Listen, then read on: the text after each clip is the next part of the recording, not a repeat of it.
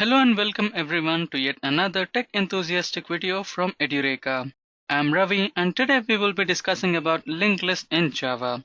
So without wasting much time, let's quickly get started with the agenda for today's discussion. First, we shall learn what exactly linked lists are. Then we shall deal with the types of linked lists. Later, we shall look into the important features of linked lists and the methods that are applied using linked lists. And finally, we shall understand the major differences between linked lists and arrays. I hope I made myself clear with the agenda. Now, let us move into our first topic. What is linked list? A linked list is considered as a data structure similar to any other data structure like arrays, stacks, and queues.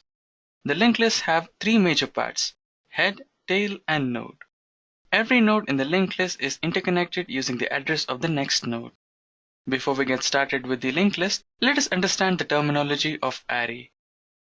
Before using an array, we actually reserve the memory blocks in the memory to store the data in order to process them. For example, I have reserved an array of integer data type and I'll be storing 5 elements into it. The name of my array is myArray and the addresses for the array are 0, 1, 2, 3 and 4. So now let us try to add the elements into my array. The first element is 10. As you can see, the first element is stored in the index 0 of my array. Similarly, I'll try to add 4 more elements into my array, which are 20, 30, 40 and 50. As you can see, the data is being successfully inserted and the insertion order is being secured. Each and every element is being inserted into the array in a sequential order, and now we can access them using their index numbers. But in case of linked lists, this doesn't happen. Unlike arrays, they do not work with the completely reserved sequential collection of memory. Instead, they choose the random blocks from the heap and store the data into it and provide access to the data whenever needed. The best part is, once the use of linked list is done, and if you won't need it, then you can actually dump the memory blocks back into the memory heap, which makes them reusable. Once you provide the data into the linked list, it will borrow the particular number of memory blocks from the heap based on the data type you provide. For example, 2 or 4 bytes for each block of an integer data type, and 4 bytes for each block of a float data type, and 16 bytes of data for each block of double data type, and so on. Each block it selects will have a memory address along with it and a space for data to be stored. Once the data is stored, then the last memory block will replace the address with a null value which indicates the end of the linked list. Using the interconnection between the nodes, the linked list behaves like an array and displays all the data in the form of a sequence. Now that we have understood what exactly a linked list is, let us discuss about the types of linked lists. The linked lists are majorly divided into 3 types: the singly linked list, the doubly linked list, and the circular linked list. A singly linked list is a standard linked list which mainly consists of 2 fields: the address space to store the address of the next node and the block for storing the data. As you can see, this particular node is the head node and this particular node is the tail node. This is the block which stores the address of the upcoming node and this block stores the data. We can traverse in one single direction in a singly linked list. The next one is the doubly linked list. The doubly linked list is completely similar to a singly linked list, but the only difference is that the nodes in the doubly linked list have 3 fields, namely the address node for the next upcoming node, the memory block to store the data, and finally the block which stores the address of the previous node. As you can see, this particular node is the head node, this particular node is the tail node, and these nodes are the intermediate nodes which are lying in between the head node and the tail node. As you can see, this particular block of this node is pointing to its previous node, and this particular block of this node is pointing to the upcoming node. And this particular block is designed to store the data which you provide into it. This makes the doubly linked list traverse in both directions. Now, let us move into circular linked list. The circular linked list is a singly linked list, but the only difference is that the final node address block is not ended with a null value. Instead, it points to the address of the head node. As you can see, in this particular linked list, the address of the first block is pointing to the next one, and the next to the next one, followed by which we will reach the tail node. In the tail node, the address here is not null. Instead, it is pointing to the address of the head node. That's what it makes as a circular linked list. Now, let us discuss some important features of linked list. The important features of linked lists are: first one is queue and dequeue interface. The linked list implements queue and dequeue interface. Therefore, it can also be used as a queue, dequeue, or a stack. The next one is it can contain all the elements including duplicates and null. The third one is linked list maintain insertion order of elements. The next one is Java linked list is not synchronized. That means in a multi-threaded environment, you must synchronize concurrent modifications to the linked list externally. We can use collections.synchronizedList to get a synchronized linked list. Linked list class does not implement a random access interface, so we can access elements in a sequential order only. We can use list iterator to iterate the elements through the list. Now that we have understood the features of the linked list, let us move into the methods that we can use in the linked list. There are more than 40 methods that we can apply in linked list, but here to save time, let us discuss the crucial methods required to actually work with linked lists. Here, as you can see, I've used the linked list method which is provided in Java, and I'm creating a linked list. And then I'm trying to add the string type values into my linked list using the link.add method. And finally, we shall also use collection method which is previously described in Java to add few more elements which are of string type into our linked list and try to append them in the tail section of the linked list. Let us try to execute this program and see how does it work.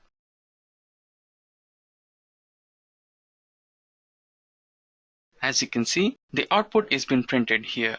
The first data which we tried to insert into our linked list was welcome to Edureka. And after that, we tried to append the data of string type into the end part of our linked list, which happens to be the tail. And the linked list after appending the string data type at the last is welcome to Edureka, an online technology training center. Now, let us try to insert the data at the head part of the linked list.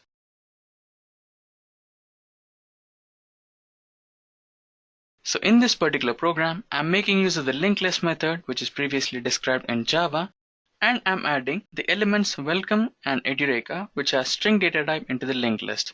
And in the next section, I'm using collection method and I'm adding few more elements into the linked list at the head section of the linked list. Now, let us try to execute this program and see how does it work. As you can see, the output has been successfully generated, and the data of the linked list before appending the data to the head section was welcome Edureka, and after appending the data to the head section, we have welcome to the most popular online technology training center, Edureka. Now, let us execute add method.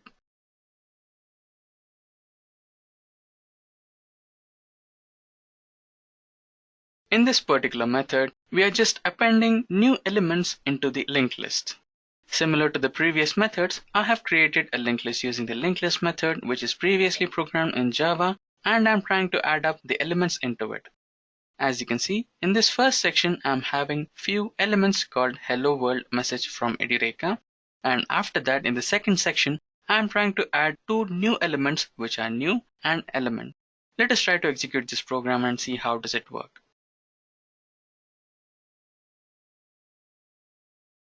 As you can see, the output has been successfully generated, and the linked list before appending the new element to it is hello world message from Edureka, and after appending the new element, we have hello world message from Edureka and the new elements which are new and element.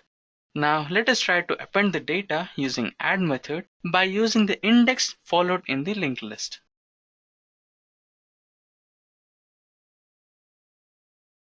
As you can see, in this particular example, I am trying to add two new elements which are you and welcome at the index locations 2 and 4 respectively. Now, let us try to execute this program and see how does it work. As you can see, the output has been successfully generated, and the output before adding two new elements are how are question mark to Edureka. Here, I'm adding you and welcome into this particular linked list in a designated location which is 2 and 4. So after adding two new elements, this particular linked list is making a sensible statement which is how are you question mark and welcome to Edureka. Now let us try to execute clear method.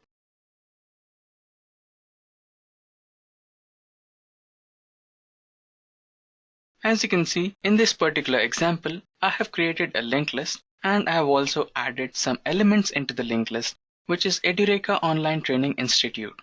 After that, I'll be clearing the linked list using the command list.clear. Once after I clear the linked list becomes completely empty. After that, I'll be using the add method again to add up new elements into the linked list. So now here, the linked list will be completely erased in the first half, and after that, once if I try to insert new elements into it, then it will take up the new elements and add them into the previously existing blocks without having the previous data in the linked list. Now let us try to execute this program and see how does it work and understand it in a better way. As you can see, the data has been successfully generated, and the data which was present in the linked list before clearing was Edureka Online Training Institute. Once after the data has been cleared successfully, the new elements have been added into the linked list, which are now tied up with NIT Warangal. Now let us try to execute clone method. In this particular example, I'll be using clone method. The clone method is nothing but you are cloning the existing linked list. Now let us try to execute this program and understand this in a better way. As you can see, the first linked list is example for clone method. I'm using clone method and I'm trying to duplicate the first linked list which has the same data as you can see, which is example for clone method. Now let us try to execute index method. As you can see in this particular example, I'm using index of method. So here I have inserted some data into my linked list which is using index of method. So what I'll do here is I'll be using list.index of method to find out the index of a particular element.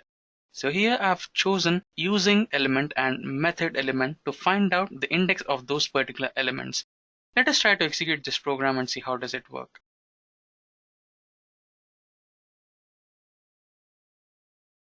As you can see, the output has been successfully generated and the linked list was using index of method. Now the index of the element called using is 0 and the index of the element method is index 3. Now let us execute offer method. As you can see in this particular method, I have created a linked list and added the elements BMW, Porsche and Mercedes. And I'm using offer last method to add the final element which is Jaguar to the linked list. So let us try to execute this program and see how does it work.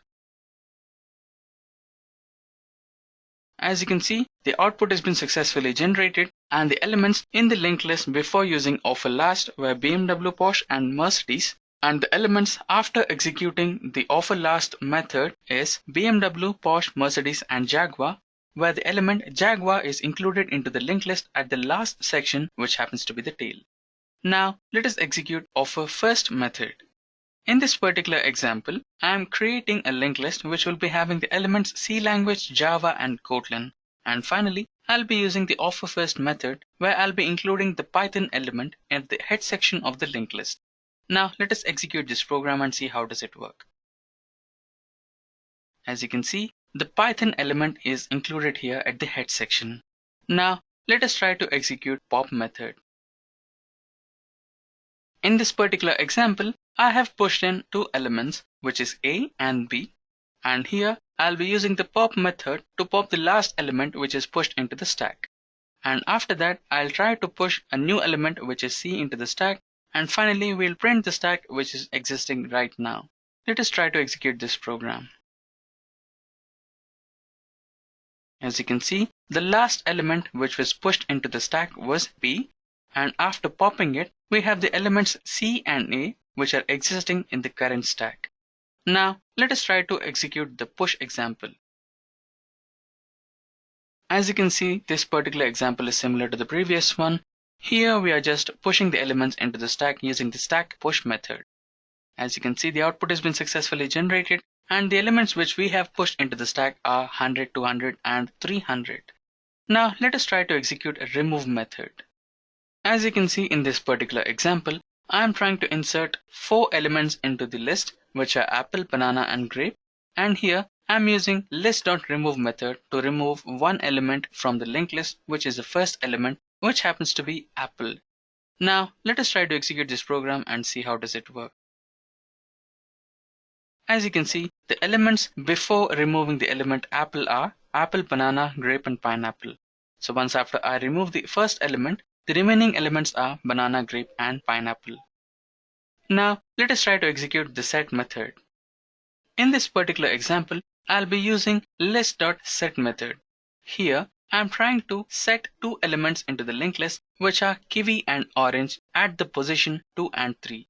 As you can see, this is the element kiwi and this is the element orange, and I'm trying to set kiwi into the position number 2 and orange into the position number 3. Let us try to execute this program to understand this in a better way. As you can see, the output has been successfully generated, and the elements before inserting them into the second and third position are apple, banana, grape and pineapple. The objects grape and pineapple, which were at the positions 2 and 3, are replaced with kiwi and orange. Now let us try to understand size method. Size method is not a complicated method. All it does is shows the number of elements which are present in an array. Now let us try to execute this program and find out the size of the particular linked list. As you can see, I'm using list.size over here, and I'll be finding out the size of this particular linked list. Now let us try to execute this program. As you can see, the linked list is apple, banana, grape and pineapple, and the size of this particular linked list is 4. Now let us try to convert an array into the linked list. As you can see in this particular example, I am trying to add the array which is courses, which has Java, PHP, Hadoop, DevOps and Python elements into a linked list. So here I am using for loop into which I'll be adding the string s elements which are courses into the linked list, which is a course list, using the add method. Now let us try to execute this program and see how does it work. As you can see, the elements Java, PHP, Hadoop, DevOps and Python were actually the elements of an array called courses. And using the add method, we have added the elements of an array into the course list, which happens to be the linked list. And here the output has been printed successfully, which happens to be the output of a linked list. Now let us try to convert a linked list into an array. In this particular example, I've used add method to add the Java, Python, DevOps, Hadoop and AWS elements into a linked list called as course list. Now we'll be using toArray method to add all the elements which are present in a linked list into an array. Now let us try to execute this program and understand this in a better way. As you can see, the size of the linked list was 5. The elements of the linked list were Java, Python, Hadoop, DevOps and AWS, which are now included into the array called as numbers, which is displayed as follows: Java, Python, DevOps, Hadoop and AWS. So these are the elements which are present in the array called as numbers. So we have successfully converted a linked list into an array. Now let us discuss the major differences between arrays and linked lists. The arrays are not resizable because the size of the array is been defined at the declaration section itself. But on the other hand, linked lists are dynamically resizable. The next difference is the arrays offer more methods compared to linked lists, while the linked lists are concise to few methods compared to arrays. The third difference is the arrays have insertion, addition and removal operations done in a faster way, while in linked list you have to traverse from head to tail. The random access is not provided by linked lists, so these operations are comparatively slow in linked lists. The last difference is the arrays consume more memory because hardly the array memory which you allocate is being reused. But in terms of linked list, the memory which you use can be dumped back into the heap and it is readily available for reuse. So arrays consume more memory and the linked list consume less memory. With this, we have come to an end of this session. If you have any queries related to linked lists, then you can write them in the comment section below. Till then, thank you and happy learning. I hope you have enjoyed listening to this video. Please be kind enough to like it, and you can comment any of your doubts and queries, and we will reply them at the earliest. Do look out for more videos in our playlist and subscribe to Edureka channel to learn more. Happy learning!